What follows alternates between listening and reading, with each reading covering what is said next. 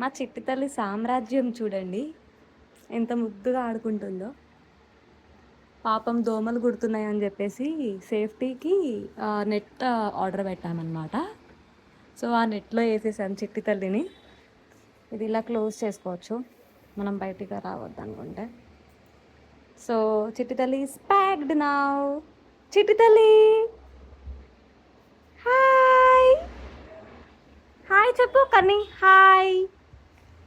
You can't come out త్రివి. రాలేవు మమ్మ, లాక్ చేసేసా నేను. నీ టెడ్డి దగ్గరికి వెళ్ళు. టెడ్డి దగ్గర ఎలా కూర్చున్నావు చిట్టి తల్లి నువ్వు?